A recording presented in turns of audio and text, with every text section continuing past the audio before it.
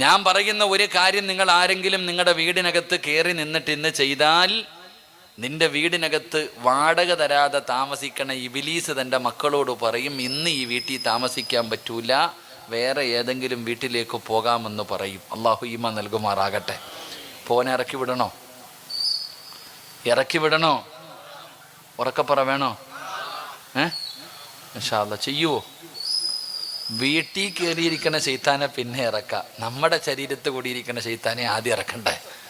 വീട്ടിലൊക്കെ പിന്നെ നമ്മുടെ ശരീരത്ത് ഓൻ കൂടിയിരിക്കല്ലേ. റമദാൻ മാസം വരുമ്പോൾ എല്ലാ ശൈത്താന്മാരെയും മലക്കുകൾ പിടിച്ചു കെട്ടൂലേ? കെട്ടുവോ? സർവ്വ ശൈത്താന്മാരെയും ചങ്ങലയിലിടുന്ന ഹദീസ്. എന്നാൽ റമദാൻ മാസത്തിൽ നോമ്പും പിടിക്കാതെ വീടി വലിച്ച് കിടക്കണ അബൂബക്കറിനെ നമുക്ക് കാണാം ഇല്ലേ? അപ്പോൾ ഓൻ്റെ ശരീരത്ത് കൂടിയിരിക്കുന്ന ശൈത്താനേതാ? പറയടോ. എല്ലാ ശൈത്താനെയും അള്ളാൻ്റെ മലക്കുകൾ പിടിച്ച് കെട്ടൂന്ന റമദാൻ മാസത്തിൽ നോമ്പും പിടിക്കാതെ കിടക്കണ മുസ്ലിമീങ്ങളെ കണ്ടിട്ടില്ലേ? അപ്പോൾ ഓൻ്റെ ശരീരത്ത് കൂടിയിരിക്കുന്ന ശൈത്താനേതാ? അള്ളാഹു ആയാലും. അതാ ഞാൻ പറഞ്ഞേ, ശൈത്താൻ കൂടിയിട്ടുണ്ടെന്ന്. അള്ളാഹു കാക്കുമാറാകട്ടെ. അപ്പോൾ ശൈത്താനെ ഇറക്കാനുള്ളൊരു വഴി പറഞ്ഞു തരട്ടെ? വേണോ? വേണം ഇൻഷാ അല്ലാഹ്. ഇപ്പം വേണോ അവസാനം വേണോ? അള്ളാഹുവിൻ്റെ വിശുദ്ധമായ ഖുർആനിലെ ഒരായത്ത് ഓതിയാൽ മതി. പൈസ ചെലവില്ലാത്ത പണിയാ. ഒറ്റ ആയത്ത് ഓതിയാൽ മതി മനുഷ്യ. ഖുർആൻ പറഞ്ഞല്ലേ? അള്ളാഹുവിൻ്റെ വിശുദ്ധമായ ഖുർആൻ. മഹാനായ സയ്യിദുന അബൂ ഹുറൈറ റളിയല്ലാഹു തആല അൻഹു, അബൂ ഹുറൈറ തങ്ങൾക്ക് നബി ഒരു ജോലി കൊടുത്തു. കുറച്ച് സമ്പത്ത് സൂക്ഷിക്കാനുള്ള, ധാന്യങ്ങൾ സൂക്ഷിക്കുവാനുള്ള ജോലി കൊടുത്തു. കാവൽക്കാരൻ അബൂ ഹുറൈറ തങ്ങൾ. രാത്രി ഇങ്ങനെ നോക്കുമ്പോൾ ഒരാളിങ്ങനെ തലയിൽ കൂടെ തുണിയിട്ടിട്ട് ചാക്കിനകത്ത് വാരി നിറയ്ക്കുന്നു, മോഷണം നടത്തുന്നു. അള്ളാഹു കാക്കുമാറാകട്ടെ. പറ, അള്ളാഹു നമ്മളെ കാക്കുമാറാകട്ടെ. അബൂ ഹുറൈറ തങ്ങൾ പോയി പിടിച്ചു. ഡാ ചങ്ങായി വാടാ, കള്ളൻ വാടാ, എന്നെ കൊണ്ടുപോകും. നബി സല്ലല്ലാഹു അലൈഹി വസല്ലം തങ്ങളുടെ മുന്നിൽ കൊണ്ടുപോകും, മോഷണം നടത്തുന്നില്ലേ? അപ്പോൾ ആ മനുഷ്യൻ പറഞ്ഞു, അബൂ ഹുറൈറ, ഞാനൊരു പാവപ്പെട്ടവനാ, ഭാര്യയും മക്കളും പട്ടിണിയാ, ഒരു ഗതിയില്ലാത്തത് കൊണ്ട് വന്നതാ, എന്നെ പിടിച്ചുകൊണ്ട് പോകരുത്, എന്നെ വെറുതെ വിടണം. അബൂ ഹുറൈറ തങ്ങളുടെ സങ്കടം കേട്ടപ്പോൾ, പോ ഇനി ചെയ്യരുത് കേട്ടോ, പോ പറഞ്ഞു വിട്ടു. രണ്ടാമത്തെ ദിവസവും വന്നു. രണ്ടാമത്തെ ദിവസവും വന്നിട്ട് വാരി അന്നും പിടിച്ചു. അപ്പോൾ പറഞ്ഞ, ഇന്നലെ നിൻ്റെ അടുത്ത് പറഞ്ഞല്ലേ ചെയ്യരുതെന്ന്. അബൂ ഹുറൈറ, എൻ്റെ ഭാര്യയും മക്കളും കിടന്ന് വിശന്ന് കരയുന്നു, ആ കരച്ചിൽ കണ്ടിട്ട് ഞാൻ വന്നതാ. നീയും പട്ടിണി കിടന്നിട്ടില്ലേ, നിനക്കറിയാലോ. ഈ കഥയൊക്കെ കേട്ടപ്പോൾ അബൂ ഹുറൈറയ്ക്ക് നിന്നെയും സങ്കടം വന്നു. പോടാ ഇനി മൂട്ടിക്കില്ല കേട്ടോ, പറഞ്ഞു വിട്ടു. പക്ഷെ മൂന്നാമത്തെ ദിവസവും വന്നു, അന്ന് പിടിച്ചു. ഇനി നീ എന്ത് പറഞ്ഞാലും നിന്നെ ഞാൻ വിടൂല, നിനക്ക് ഞാൻ 2 വട്ടം അവസരം തന്നു, ഇനി നീ എന്തു പറഞ്ഞാലും വിടൂല. അബൂ ഹുറൈറ റളിയല്ലാഹു തആല അൻഹു പറഞ്ഞു, വാ മുത്തുനബിയുടെ മുന്നിൽ പോകാം, വാ, എന്നെ കൊണ്ടുപോകരുത്, ഞാൻ നിനക്കൊരു ഇൽമു പറഞ്ഞു തരാം. അള്ളാഹുവിൻ്റെ പരിശുദ്ധമായ ഖുർആനിലെ ഒരായത്ത് ഞാൻ പറഞ്ഞു തരാം. ഈ ആയത്ത് പാരായണം ചെയ്താൽ ഇബിലീസിൻ്റെ ശല്യം മാറും, ഇബിലീസിൻ്റെ ഷെറിൽ നിന്ന് രക്ഷപ്പെടാം. ഞാനൊരു ആയത്ത് പറഞ്ഞു തരാം, വെറുതെ വിടുവോ? ഇൽമെന്ന് പറഞ്ഞ അബൂ ഹുറൈറ തങ്ങൾക്ക് വല്ലാത്തൊരു ആർത്തിയാണ്. അതുകൊണ്ട് പറഞ്ഞു, നിന്നെ വെറുതെ വിടാം. ഒരു ഇൽമു പറഞ്ഞു കൊടുത്തു, വെറുതെ വിട്ടു. പിറ്റേ ദിവസം രാവിലെ പള്ളിയിൽ പോയപ്പോൾ നബി സല്ലല്ലാഹു അലൈഹി വസല്ലമ തങ്ങൾ ചോദിച്ചു, അബൂ ഹുറൈറ, കള്ളനെ വെറുതെ വിട്ടു ഇല്ലേ? നബിയെ, ആദ്യത്തെ 2 ദിവസം ഓൻ കരഞ്ഞു, മൂന്നാമത്തെ ദിവസം കൊണ്ടുവരാമെന്ന് തീരുമാനിച്ചപ്പോൾ എനിക്കൊരു ഇൽമു പഠിപ്പിച്ചു തന്നു. ഇബ്ലീസിൻ്റെ ഷെറിൽ നിന്ന് രക്ഷപ്പെടാനുള്ള ഒരു വഴി എനിക്ക് പറഞ്ഞു തന്നു. ഖുർആനിൽ ഒരു ആയത്ത് പറഞ്ഞു തന്നു. നബി സല്ലല്ലാഹു അലൈഹി വസല്ലമ തങ്ങൾ ചോദിച്ചു, അത് ആരാന്ന് മനസ്സിലായോ? എന്താ പറഞ്ഞു തന്നെ? ആ സമയത്ത് മുത്തുനബി അവിടെ നിന്ന് പറഞ്ഞു, ഓൻ കള്ളനാണെങ്കിലും പറഞ്ഞത് സത്യമാണെന്നാ പറഞ്ഞേ.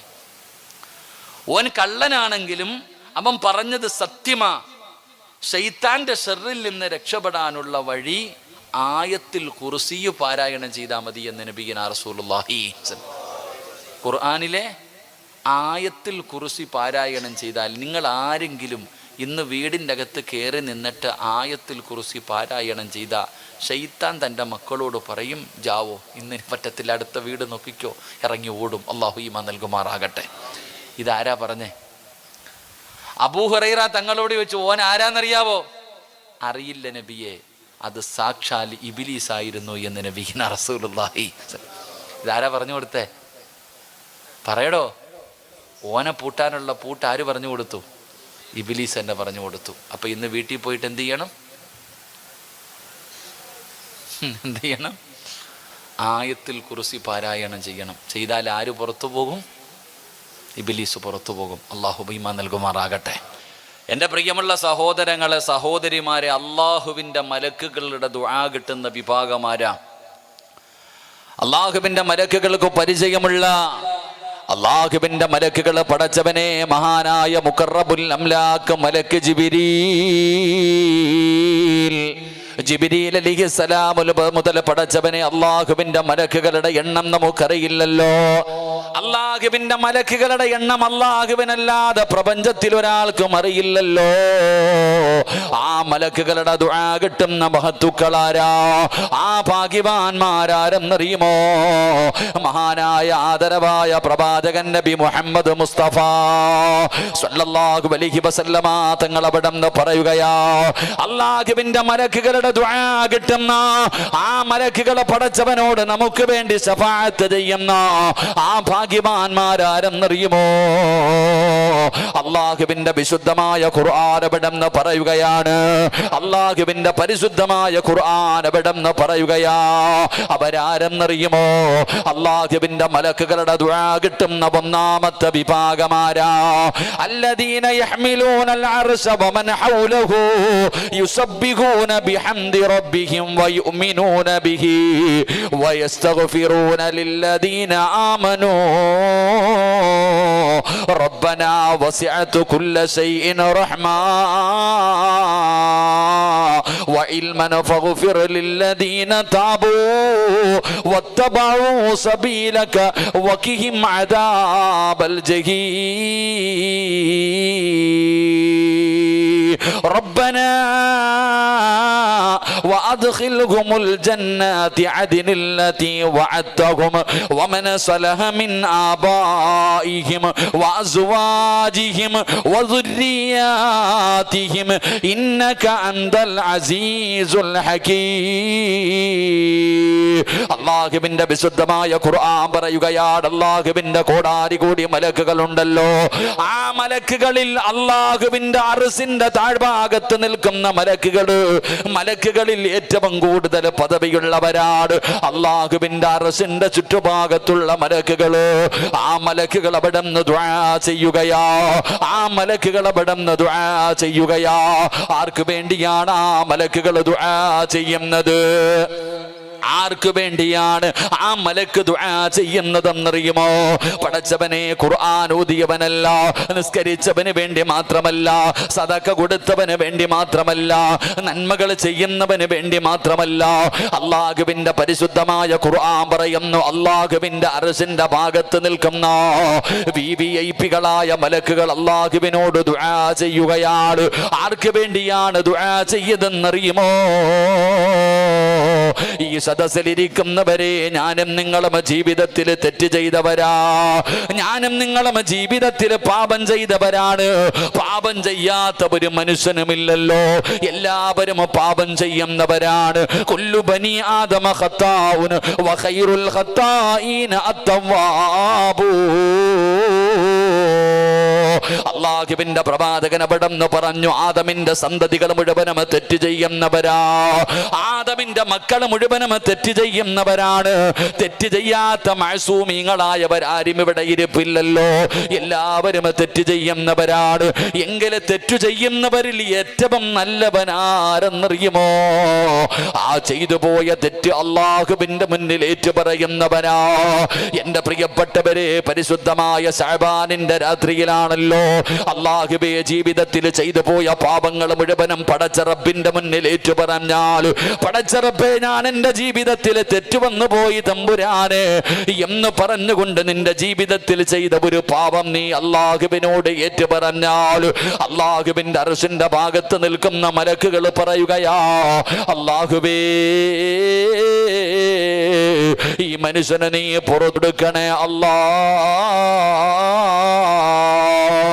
അള്ളാഹുവിനോട് പറയുകയാണ്, ഫഗ്ഫിർ ലില്ലദീന താബൂ വത്തബഉ സബീലക വഖിഹിം അദാബൽ ജഹീം. ഈ ദുആ ചെയ്യുകയാണ്.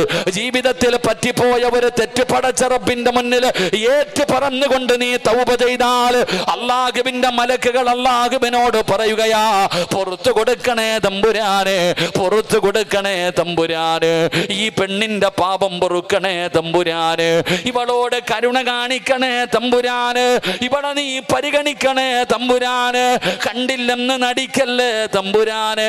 അല്ലാഹുവേ, നിന്റെ ഭയാനകമായ അദാബുകൾ കൊണ്ട് നിറച്ച നരകമുണ്ടല്ലോ, ആ നരകത്തിൽ നിന്ന് ഇവനെ രക്ഷപ്പെടുത്തണേ അല്ലാ. അല്ലാഹുവിന്റെ മലക്കുകൾ അല്ലാഹുവിനോട് ദുആ ചെയ്യുകയാ. അല്ലാഹുവിന്റെ മലക്കുകൾ അല്ലാഹുവിനോട് ദുആ ചെയ്യുകയാണ്. പടച്ചവനെ, ഇവന്റെ പാപം പൊറുക്കണം തമ്പുരാന്, ഇവനോട് കരുണ കാണിക്കണം തമ്പുരാന്, അവന് തെറ്റ് പറ്റിപ്പോയി റബ്ബ്, അറിയാതെ ചെയ്തു പോയതാണ് റബ്ബ്, നീ പുറത്തു കൊടുക്കണമല്ലോ, നരകത്തിൽ നിന്ന് രക്ഷപ്പെടുത്തണമല്ലോ, നിന്റെ നരകം ഇവനെ കൊണ്ട് താങ്ങാൻ പറ്റില്ല അല്ലോ, ആ ഭയാനകമായ നരകത്തിൽ നിന്ന് രക്ഷപ്പെടുത്തണേ അല്ലോ. എന്നിട്ട് മലക്കുകൾ പറയുകയാ, റബ്ബനാ വഅദ്ഖിൽഹുമുൽ ജന്നതി അദ്നില്ലതി. അല്ലാഹുവിനോട് പറയുന്നു, അല്ലാ, നിന്റെ അനുഗ്രഹങ്ങൾ കൊണ്ട് നിറച്ച സ്വർഗമുണ്ടല്ലോ, പാലരുവികളും തേനരുവികളും ഒഴുകുന്ന പടച്ച റബ്ബിന്റെ സ്വർഗമുണ്ടല്ലോ, ആ സ്വർഗം ഈ പെണ്ണിന് കൊടുക്കണേ അല്ലോ. ജീവിതത്തിൽ പറ്റിപ്പോയ ഒരു തെറ്റ് പടച്ച റബ്ബിന്റെ മുന്നിൽ കരഞ്ഞുകൊണ്ട് ആത്മാർത്ഥമായി ഇഖ്ലാസോടുകൂടി തൗബ ചെയ്യുന്ന പെങ്ങള്, നിനക്ക് വേണ്ടി അല്ലാഹുവിന്റെ മലക്കുകൾ ദുആ ചെയ്യുകയാണ്. നിന്റെ പാപം പൊറുക്കാൻ, നിന്നോട് കരുണ കാണിക്കാൻ, നിന്നെ നരകത്തിൽ നിന്ന് രക്ഷപ്പെടുത്താൻ, നിനക്ക് സ്വർഗം തരുന്നതിന് വേണ്ടി അല്ലാഹുവിന്റെ അർശിന്റെ ഭാഗത്ത് നിൽക്കുന്ന മലക്കുകൾ ദുആ ചെയ്യുകയാ. എന്നിട്ടവർ അല്ലാഹുവിനോട് പറയുകയാ, എന്നിട്ടവർ അല്ലാഹുവിനോട് പറയുകയാ, വമന സ്വലഹ മിൻ ആബാഇഹിം. അല്ലാഹുവേ, ഈ പെണ്ണിനു മാത്രം സ്വർഗം കൊടുത്താ പോരാ അല്ലാ, ഈ തൗബ ചെയ്യുന്ന പെണ്ണിന് മാത്രം സ്വർഗം കൊടുത്താ പോരാ, ഇവൾക്ക് ജന്മം കൊടുത്ത ഒരു പിതാവുണ്ടല്ലോ, ഇവൾക്ക് വേണ്ടി ജീവിച്ച ഒരു വാപ്പയുണ്ട് റബ്ബേ. 9.5 മാസക്കാലം ഗർഭം ചുമന്ന് മരണവേദനയുടെ വേദനയും നന്ദ് പ്രസവിച്ച, അതാ ഇവൾക്ക് പാല് കൊടുത്ത് ഇവളെ പൊന്നുപോലെ വളർത്തിയ ഒരു ഉമ്മയുണ്ടല്ലോ. അല്ലാഹുവേ, പടച്ചവനെ, പള്ളി കെട്ടി കൊടുക്കുന്നവന് കിട്ടുന്ന പ്രതിഫലമല്ല, എന്റെ പ്രിയപ്പെട്ടവരെ, ജീവിതത്തിൽ ചെയ്തു പോയ ഒരു പാപം അല്ലാഹുവിന്റെ മുന്നിൽ ആത്മാർത്ഥമായി ഇഖ്ലാസോടുകൂടി തൗബയുടെ നിയ്യത്തുകൾ വെച്ചുകൊണ്ട് തൗബയുടെ ഷർത്തുകൾ കരുതിയിട്ടവിടുന്ന് ദുആ ചെയ്താൽ നിനക്ക് സ്വർഗം കിട്ടാൻ, നിനക്ക് സ്വർഗം കിട്ടാൻ.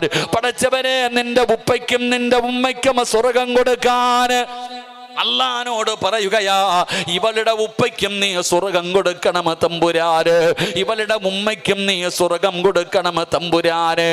എന്നിട്ട് ആ മലക്കുകൾ പറയുകയാണ്, വമന സ്വലഹ മിൻ ആബാഇഹിം വഅസ്വാജിഹിം. അല്ലാഹ്, കള്ള് കുടിച്ചത് പടച്ച റബ്ബിന്റെ മുന്നിൽ ഏറ്റു പറയുന്ന ചെറുപ്പക്കാരാ, വ്യഭിചരിച്ചത് പറയുന്ന ചെറുപ്പക്കാരാ, അല്ലാഹുവിനെ മറന്ന് നടന്നത് പറയുന്ന ചെറുപ്പക്കാരാ, അല്ലാഹുവിന്റെ മലക്കുകൾ പറയുന്നു, ഇവന് സ്വർഗം കൊടുക്കണം തമ്പുരാന്, ഇവന്റെ വാപ്പയ്ക്കും ഉമ്മയ്ക്കും സ്വർഗം കൊടുക്കണം തമ്പുരാന്, ഇവന് മഹർ കൊടുത്ത് വിവാഹം കഴിച്ച ഒരു ഭാര്യയുണ്ട് റബ്ബേ,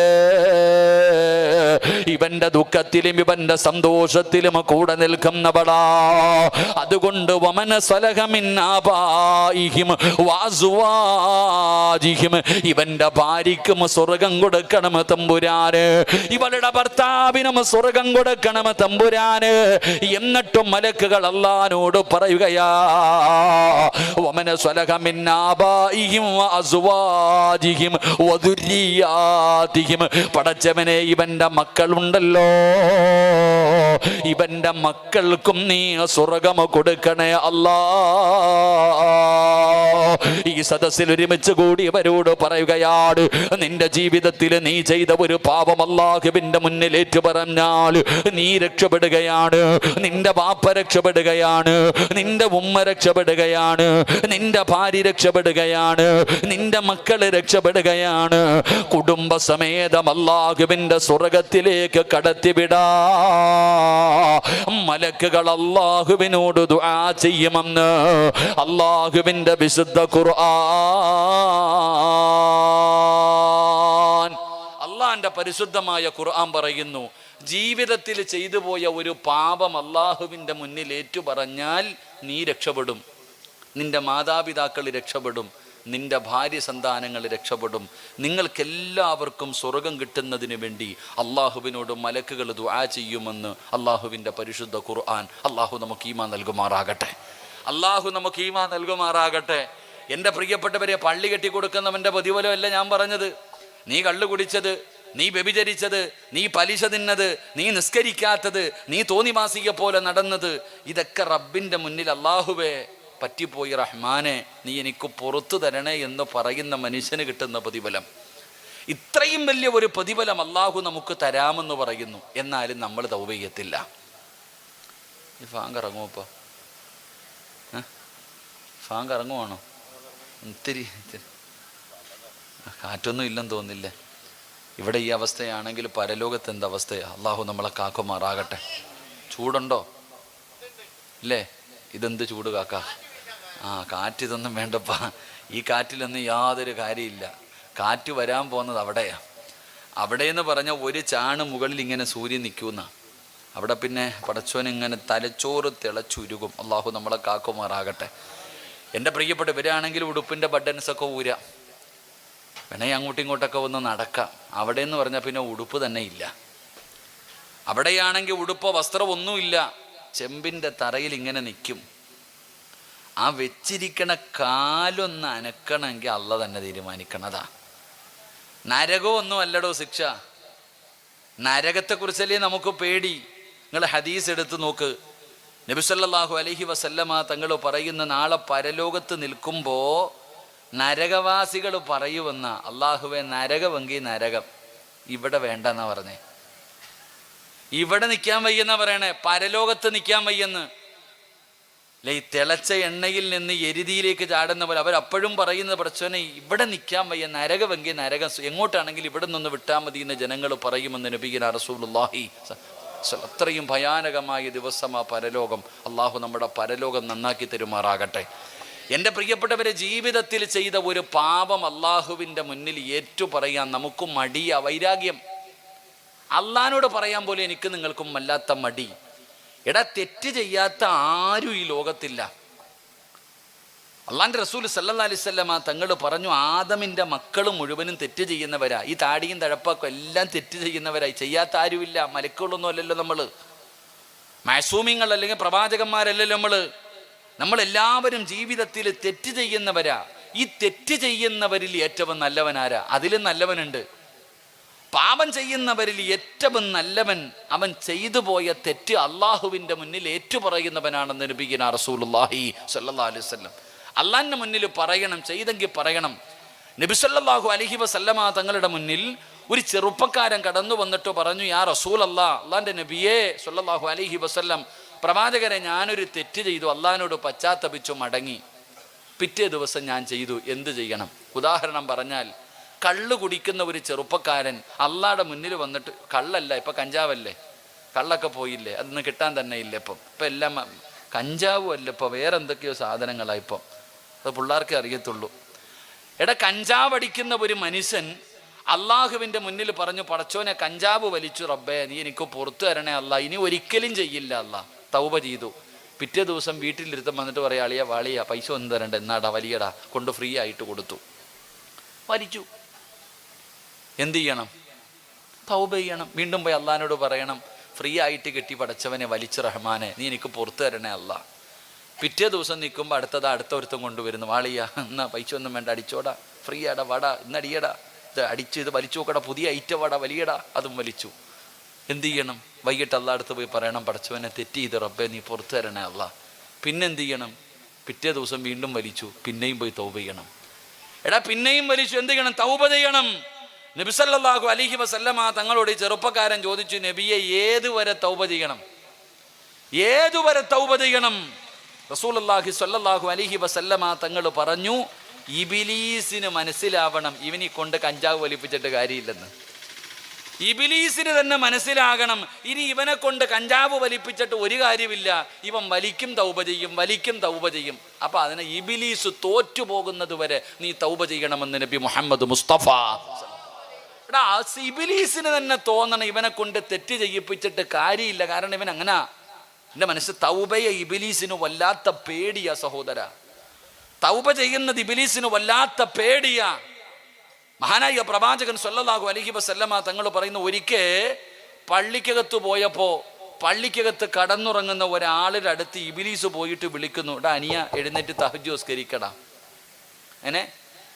എടാ തഹജ്ജുദ് നിസ്കരിക്കാതെ കിടന്നുറങ്ങുന്ന ഒരു മനുഷ്യനെ പോയിട്ട് ഇബിലീസ് വിളിച്ചു വിടുന്നു എഴുന്നേറ്റ് നിസ്കരിക്കാൻ. സാധാരണ ഇബിലീസ് എന്താ ചെയ്യാറ്? ഉറക്കാറല്ലേ പരിപാടി. സാധാരണ നിസ്കരിക്കാൻ വിടത്തില്ല ഇബിലീസ്, ഇവനെ വിളിച്ചു വിടുന്നു എഴുന്നേറ്റ് നിസ്കരിക്കാൻ. അപ്പൊ അത്ഭുതം. എൻ്റെ ചങ്ങാതി അവിടെ നിന്ന് ചോദിച്ചു, ഇബിലീസിനോട് ചോദിച്ചു, എന്താ സംഭവം? ഇന്നലെ ഞാൻ ഇവനെ ഉറക്കി, ഇന്നലെ ഇവനെ തഹജ്ജുദ് നിസ്കരിപ്പിക്കാതെ ഞാൻ ഇവനെ ഉറക്കി.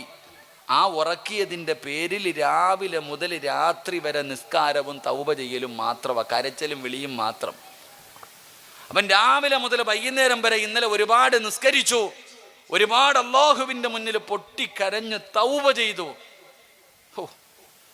അതിനേക്കാളും നല്ലത് ഇവൻ നിസ്കരിക്കല എന്ന് പറഞ്ഞുകൊണ്ട് അവനെ വിളിച്ചു വിട്ടു എന്ന് ചരിത്രം പറയുമ്പോൾ തൗബ ചെയ്യുന്നത് ഇബിലീസിന് വല്ലാത്ത പേടിയാ സഹോദര. നമ്മളെ കൊണ്ട് അവൻ ചെയ്യിപ്പിക്കുകയില്ല, തൗബ നമ്മളെ കൊണ്ട് ചെയ്യിപ്പിക്കുകയില്ല. എൻ്റെ പ്രിയപ്പെട്ടവരെ, നമ്മൾ എങ്ങനെ തൗബ ചെയ്യാതെ പാപങ്ങളും ചുമന്നുകൊണ്ട് നടക്കുകയാ? എന്തിനാ മനുഷ്യ പാപങ്ങളും ചുമന്നുകൊണ്ട് നടക്കുന്നത്? അതുകൊണ്ട് ഞാൻ നിങ്ങളോട് പറയുകയാണ്, ജീവിതത്തിൽ ചെയ്തു പോയ പാപങ്ങൾ അല്ലാഹുവിന്റെ മുന്നിൽ ഏറ്റുപറയട്. എങ്ങനെയാണ് പറയേണ്ടതെന്നറിയോ? വെറുതെ കിടന്ന് വിളിച്ചു കൂവിയിട്ട് കാര്യമില്ല, ഒരുപാട് ഷോ കാണിച്ചിട്ട് കാര്യമില്ല. മണിക്കൂറുകൾ ദുആ ചെയ്യണമെന്ന് റസൂലുള്ളാഹി തങ്ങൾ പറയുന്നില്ല. എൻ്റെ പ്രിയപ്പെട്ടവരെ, എങ്ങനെയാണ് ദുആ ചെയ്യേണ്ടത്? എങ്ങനെയാണ് ദുആ ചെയ്യേണ്ടത്? അതിന് ദുആ അറിയില്ലെന്ന് പറയുന്നവരുണ്ട്. മനുഷ്യ, നിനക്കൊരു അസ്തഗ്ഫിറുള്ള പറയാൻ അറിയുമല്ലോ, ഒരു അസ്തഗ്ഫിറുള്ള പറയാൻ അറിയുമല്ലോ. എങ്ങനെയാണ് തൗബ ചെയ്യേണ്ടതെന്നറിയുമോ? മഹാനായ കലീമുല്ലാഹി മൂസാ നബി അലൈഹിസ്സലാം, അല്ലാഹുവിന്റെ പ്രവാചകനായ മൂസാ നബി അലൈഹിസ്സലാമിന്റെ മുന്നിലേക്ക് ജനങ്ങൾ കടന്നു വരികയാ. മൂസാ നബിയുടെ മുന്നിലേക്ക് ജനങ്ങൾ കടന്നു വന്നു. മൂസ നബിയേ, വെള്ളമില്ല നബിയേ, വല്ലാത്ത വരൾച്ചയാണ് നബിയേ, വല്ലാത്ത വെള്ളക്ഷാമമാണ് നബിയേ, മനുഷ്യനും മൃഗങ്ങൾക്ക് പോലും കുടിക്കാൻ വെള്ളമില്ല നബിയേ. അതുകൊണ്ട് അല്ലാഹുവിനോടൊന്ന് ദുആ ചെയ്യണേ. മഹാനായ കലീമുല്ലാഹി മൂസാ നബി അലൈഹിസ്സലാമിന്റെ മുന്നിൽ ജനങ്ങൾ വന്ന് പറഞ്ഞു കൊടുക്കുകയാ. മൂസാ നബി അവിടെ നിന്ന് പറഞ്ഞു, എല്ലാവരും ഒരു ദിവസം ഒരു സ്ഥലത്ത് ഒരുമിച്ച് കൂടാറ്, എല്ലാവരും ഒരു സ്ഥലത്ത് ഒരുമിച്ച് കൂടാറ്. അങ്ങനെ പറഞ്ഞ ദിവസം ജനങ്ങൾ മുഴുവനും മൂസാ നബി അലൈഹിസ്സലാം പറഞ്ഞ സ്ഥലത്ത് ഇങ്ങനെ ഒരുമിച്ച് കൂടുകയാണ്. കലീമുല്ലാഹി മൂസാ നബി അലൈഹിസ്സലാം അതാ പടച്ചറപ്പിന്റെ ദർബാറിലേക്ക് ഇരു കരങ്ങൾ ഉയർത്തിയിട്ട് അവിടെ നിന്ന് ദുആ ചെയ്യുന്നു. അല്ലാഹ്, വെള്ളമില്ലാതെ വല്ലാതെ പ്രയാസത്തിലാണല്ലോ, നീ ഞങ്ങൾക്ക് മഴ തരണേ അല്ലാ, സഹായിക്കണേ അല്ലാ. മൂസാ നബി അലൈഹിസ്സലാം പടച്ച റബ്ബിനോട് അവിടെ നിന്ന് ദുആ ചെയ്യുകയാ. അപ്പോഴാണ് ആകാശത്ത് നിന്ന് അവിടെ നിന്ന് വഹി കടന്നു വരുന്ന മൂസ നബിയേ, അല്ലാഹു ദുആ സ്വീകരിക്കില്ല നബിയേ, അല്ലാഹു മഴ തരില്ല നബിയേ. കാരണമെന്തേ ജിബ്രീല്, കാരണമെന്തേ ജിബ്രീല്?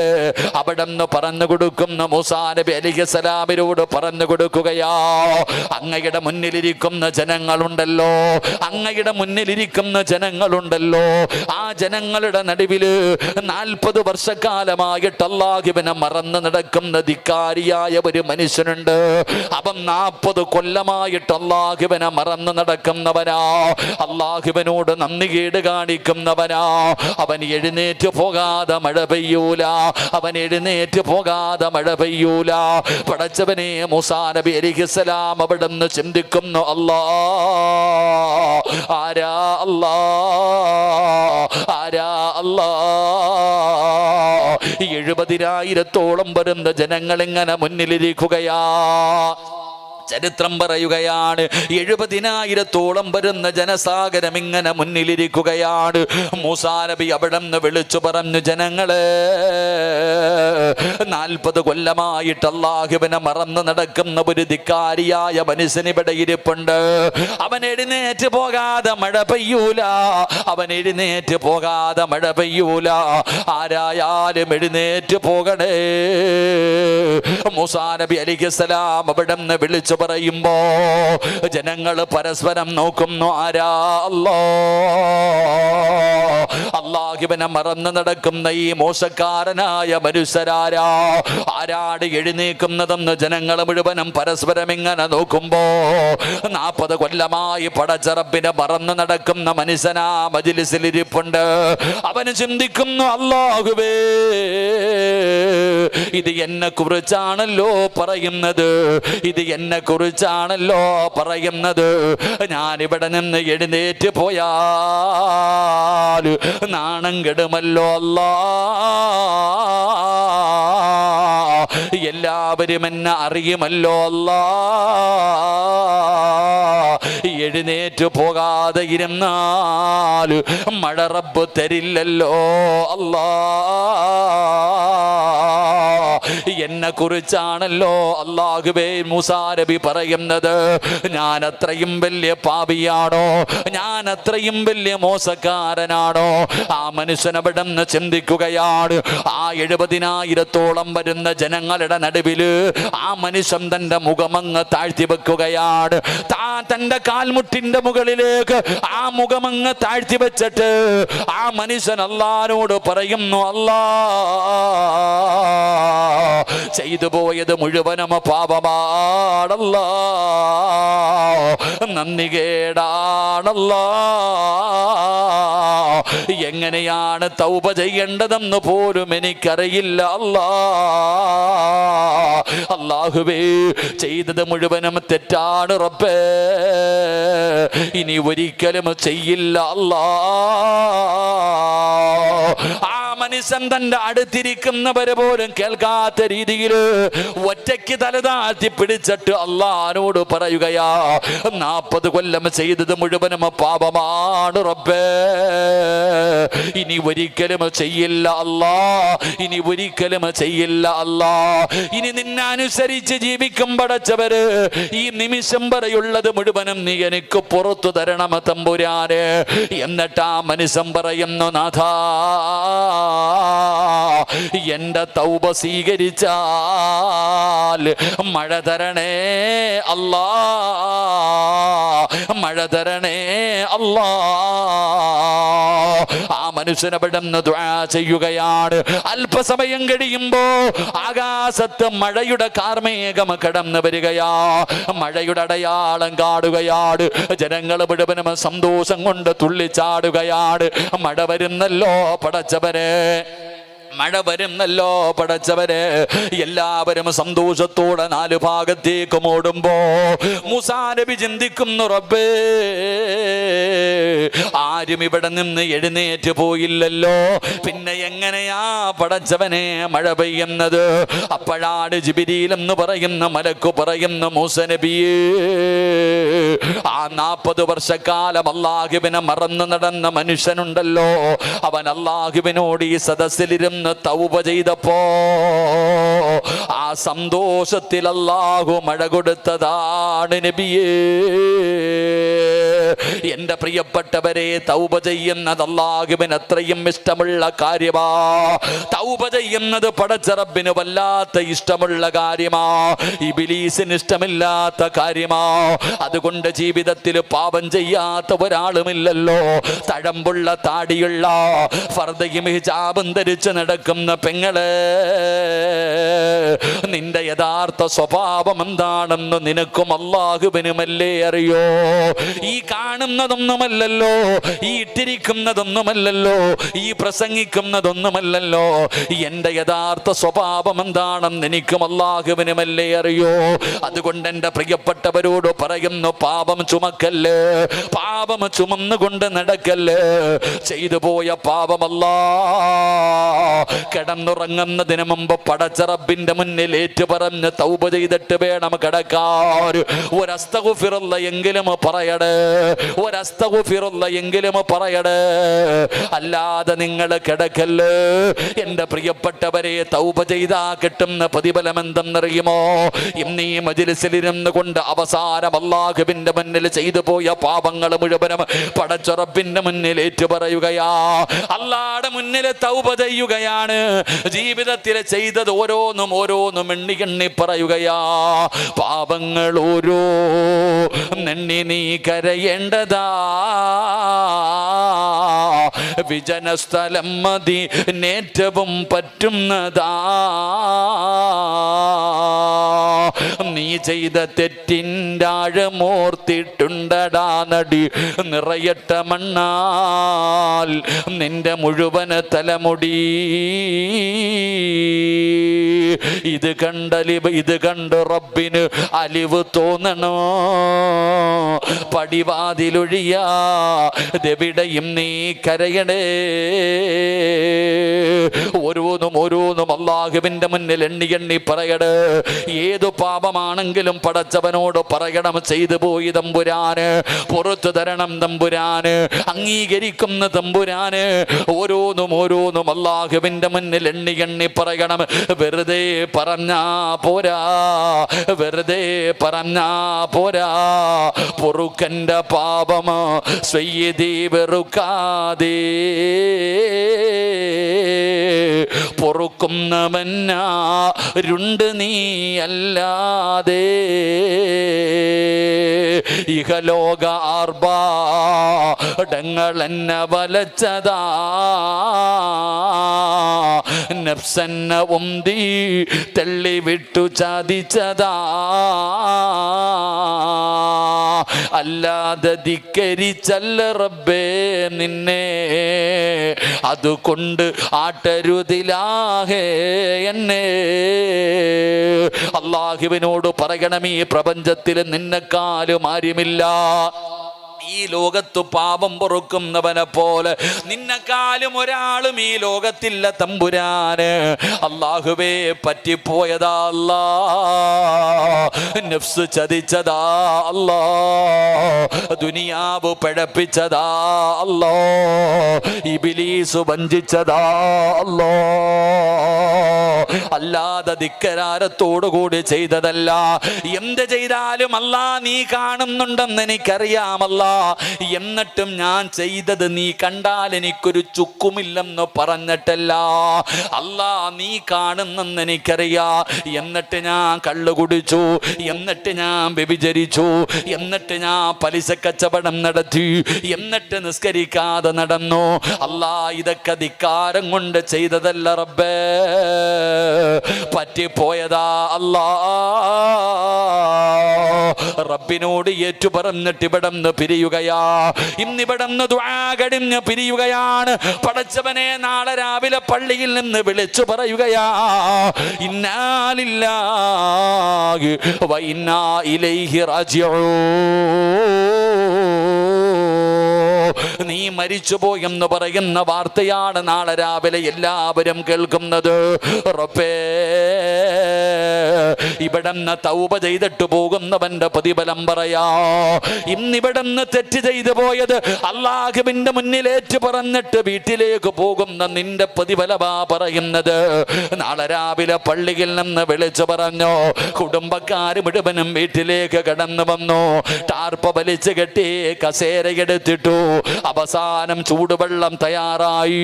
വീടിന്റെ പരിസരത്ത് കൊണ്ടുപോയി നിന്നെ മലർത്തിക്കിടത്തിയിട്ട് അവിടെന്ന് കുളിപ്പിക്കുകയാ. അവസാനം നിന്റെ മയ്യത്ത് കുളിപ്പിച്ചു, ഒലുവെടുപ്പിച്ചു, ശരീരം നല്ലതുപോലെ തുടച്ചു. എന്നിട്ട് വെള്ളത്തുണിയിൽ പൊതിഞ്ഞു. അതാ വിരിച്ചിട്ടിരിക്കുന്ന 3 കഷ്ടം വെള്ളത്തുണിയുടെ മുകളിൽ കൊണ്ടുവന്ന് നിന്നെ മലർത്തിക്കിടത്തുകയാ. കുഞ്ഞുങ്ങളെ എടുത്തു കൊണ്ടുവരുന്നത് പോലെ സമാധാനത്തോടെ എടുത്തുകൊണ്ടുവന്ന് ആ കഫൻ തുണിയുടെ മുകളിൽ കിടത്തി. ജനങ്ങൾ 2 ഭാഗത്തും ഇരിക്കുകയാണ്. പള്ളിയിൽ നിന്ന് ഉസ്താദ് വന്നു, മുഅദ്ദിൻ വന്നു. കൊണ്ടുപോകാനുള്ള വാഹനം കറകത്തൂർ ഈ നാട്ടിൽ നിന്ന് പള്ളിയിൽ നിന്ന് കൊണ്ടുവന്നു. മയ്യത്ത് കട്ടിൽ വീടിന്റെ മുമ്പിലേക്ക് കൊണ്ടുവന്നു. ആ സമയത്താണ് നിന്റെ കുടുംബക്കാര് കുറച്ചു പഞ്ഞിയെടുക്കുകയാ. കുറച്ചു പഞ്ഞിയെടുത്ത് സുഗന്ധം തേച്ചു. മൂക്കിന്റെ ദ്വാരമാ പഞ്ഞി കൊണ്ടടയ്ക്കുന്നേ. കാണേണ്ടവർ കണ്ടോ, ഇതാ പൊതിയുന്നേ. മയ്യത്തുകട്ടിൽ തോളിലേക്കുയരുന്നേ. പുരയ്ക്കുള്ളിലപ്പോൾ രോദനം ഉയരുന്നേ. അരുമക്കിടാങ്ങൾ വാപ്പയെ വിളിക്കുന്നേ. അതിനുത്തരം നൽകാതെ നീ കിടക്കുന്നേ. പഞ്ഞിയെടുത്ത് മൂക്കിന്റെ ദ്വാരത്തിൽ വെക്കുകയാണ്. വെള്ളത്തുണി പൊതിയുകയാണ്. വെള്ളത്തുണി പൊതിയുകയാണ്. അവസാനം നിന്റെ കുടുംബക്കാര് പറയുകയാ, കാണണ്ടവരൊക്കെ കണ്ടോ പുതിയാ പോകുകയാണ്. കാണണ്ടവരൊക്കെ കണ്ടോ പുതിയാ പോകുകയാണ്. എല്ലാവരും നിന്നെ അവസാനമായൊന്ന് കാണുന്നതിന് വേണ്ടി തിരക്കുകൂട്ടി നിന്റെ അടുത്ത് വരുമ്പോ നിന്റെ കുടുംബക്കാര് തന്നെ പറയുന്നു, കണ്ടതൊക്കെ മതി പൊതിഞ്ഞുകൊള്ളാറ്. അവിടെ നിന്ന് പൊതിയുകയാ. ഒരു മരണ വീട്ടിൽ ഏറ്റവും കൂടുതൽ തേങ്ങല് കേൾക്കുന്ന സമയം അപ്പോഴാ. ഭാര്യ കിടന്ന് നിലവിളിക്കുന്നു, എന്റെ ഈ കാലെ കൊണ്ടുപോകല്ലേ, എന്റെ ഈ കാനെ കൊണ്ടുപോകല്ലേ. അതാ മക്കള് കിടന്ന് വിളിക്കുകയാണ്, എന്റെ ഉപ്പാനെ കൊണ്ടുപോകല്ലേ, എന്റെ ഉപ്പാനെ കൊണ്ടുപോകല്ലേ. ഭാര്യ കരയുകയാണ്, മക്കള് കരയുകയാണ്, എല്ലാവരും കരയുകയാണ്. അതാ വീടിന്റെ ജനലിന്റെ ഭാഗത്ത് നിന്റെ ഉമ്മ ഇങ്ങനെ തളർന്നിരിക്കുകയാ. സമവിട്ട ഉമ്മയും പൊന്നുമകനെ എന്നെ കൈവിട്ടു പോന്നോ കാണലെന്നാ പൊന്നേ. ഉമ്മയും കരയുകയാണ്. ആരുടെയും കരച്ചലിനെന്ന് വിലയില്ലല്ലോ, ഒരാളും പരിഗണിക്കില്ലല്ലോ. അവസാനം പടച്ചവനെ കരകപ്പുത്തൂര് പള്ളിയിലേക്ക് നിന്റെ ജനാസ കൊണ്ടുവന്നു. അതാ പള്ളിക്കകത്ത് വെച്ചു. മയ്യത്ത് നമസ്കാരം കഴിഞ്ഞു. അല്ലാ, പള്ളിപ്പറമ്പിലേക്ക് ഇറങ്ങുകയാ. നിന്റെ ജനാസ പള്ളിപ്പറമ്പിലേക്ക് കൊണ്ടിറങ്ങുകയാണ്. അല്ലാഹുവേ, ഖബറാളികൾക്ക് പെരുന്നാളിന്റെ സന്തോഷമാ. കരകപ്പുത്തൂര് പള്ളിയുടെ ഖബർസാനിൽ നീ പോകുമ്പോ പെരുന്നാളിന്റെ ആഘോഷമാണ്. അവർക്ക് വലിയ സന്തോഷമാണ്, അവർക്ക് വലിയ സന്തോഷമാണ്. എന്തുകൊണ്ടെന്നറിയുമോ, എന്തുകൊണ്ടെന്നറിയുമോ? അള്ളാഹുവിന്റെ റസൂൽ എവിടെന്ന് പറയുകയാ, അള്ളാന്റെ റസൂൽ എവിടെന്ന് പറയുകയാ. തൗബ ചെയ്തിട്ട് മരിച്ച ഒരു മനുഷ്യന്റെ മയ്യത്ത് ഖബറിനകത്ത് ഇറക്കി വെച്ചാൽ അവന്റെ ഖബറിന്റെ ചാരത്ത് കിടക്കുന്നവരുണ്ടല്ലോ. തൗബ ചെയ്തിട്ട് മരിക്കുന്ന ഒരു മനുഷ്യന്റെ മയ്യത്ത് പള്ളിപ്പറമ്പിലെ ഖബറിൽ ഇറക്കി വെച്ചാൽ ആ ഖബറിന്റെ ചുറ്റുഭാഗത്ത് കിടക്കുന്നവർക്ക് വരെ അള്ളാഹു പുറത്തു കൊടുക്കുമെന്ന് നബി മുഹമ്മദ് മുസ്തഫ.